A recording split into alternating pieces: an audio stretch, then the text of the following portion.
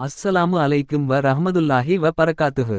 அன்பான சகோதரர்களும் சகோதரிகளும், இன்று நம்முடைய வாழ்க்கையின் பல்வேறு தேவைகளுக்கும் நிம்மதிக்கும் வழிகாட்டியாக இருக்கும் ஒரு அற்புதமான ஆயத்தைப் பற்றி நினைவூட்ட விரும்புகிறேன். இந்த ஆயத் குர்ஆனில் இடம்பெற்றுள்ள ஷூரா அல் மாயிதா இன் 114வது ஆயத் ஆகும்.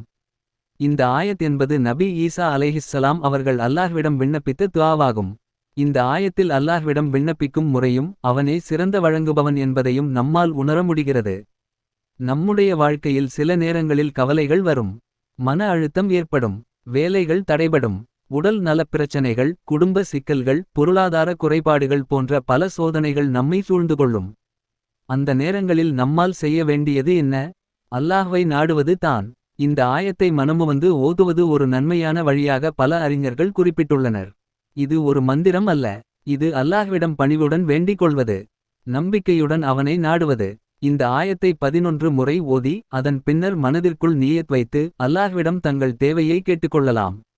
யா அல்லாஹ், இந்த ஆயத்தின் பரக்கத்தின் காரணமாக எனது தேவையை பூர்த்தி செய் என்று மனமாற வேண்டிக் கொள்ள வேண்டும். நம்பிக்கையோடு முழு ஈமான் உடன் கேட்க வேண்டும். உடல்நலம் வேண்டி ஓதலாம். குடும்பத்தில் அமைதி வேண்டி ஓதலாம். ரிஸ்கில் பரக்கத் வேண்டி ஓதலாம்.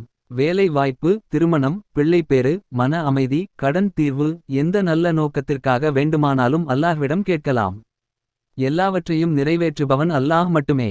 நம்முடைய வாழ்க்கையில் நடக்காது என்று நாம் நினைத்த விஷயங்களும் அல்லாஹ்வின் அனுமதியால் நடக்க முடியும். இயலாதது என்று மனிதர்கள் சொல்வதை இயலும் என்று மாற்றுபவன் அல்லாஹ். எனவே இந்த ஆயத்தை ஓதும்போது மனதில் சந்தேகம் இல்லாமல் முழு நம்பிக்கையுடன் ஓத வேண்டும்.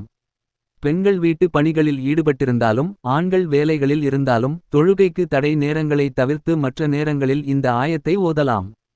எண்ணிக்கை கட்டாயம் என்று இல்லை.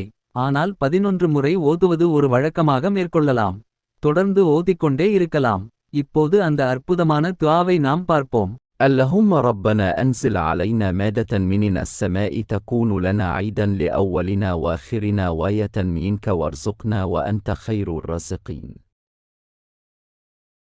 இந்த துஆவில் நாம் என்ன கேட்கிறோம்?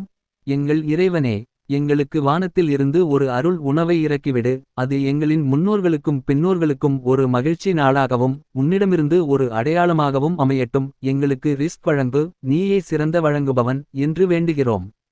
இதனை ஓதிய பிறகு அல்லாஹ்வை அதிகமாக நினைவு கூறலாம். سبحان الله الحمد لله الله أكبر لا إله إلا الله. இந்த திக்குகளை மனமாற ஓதுங்கள். உங்கள் தேவையை அல்லாஹ்விடம் மட்டும் கேளுங்கள். மனிதர்களிடம் அல்ல. அல்லாஹ் தன் அடியார்களை வெறுமனே திருப்பி அனுப்பமாட்டான். அவன் அறிவான், அவன் கேட்கிறான், அவன் பதிலளிக்கிறான். அன்பானவர்களே, இந்த அமலை சாதாரணமாக எண்ணாதீர்கள். ஆனால் இதை ஒரு வழிபாடு என்று புரிந்து கொள்ளுங்கள். அல்லாவின் வார்த்தையை ஓதுவது மிகப்பெரிய இபாதத். நம்பிக்கையோடு, தாழ்மையோடு, சப்ருடன் தொடருங்கள். இந்த நினைவூட்டல் உங்களுக்கு பயனுள்ளதாக இருந்தால் தயவுசெய்து லைக் செய்யவும், ஷேர் செய்யவும், உங்கள் நண்பர்களுக்கும் குடும்பத்தினருக்கும் பகிரவும். மேலும் இதுபோன்ற பயனுள்ள இஸ்லாமிய பதிவுகளை பெற சப்ஸ்கிரைப் செய்ய மறக்காதீர்கள். அல்லாஹ் நமக்கு எல்லா நன்மைகளையும் வழங்கி நமது தேவைகளை பூர்த்தி செய்து இந்த உலகிலும் ஆகிரத்திலும் வெற்றி வழங்குவானாக.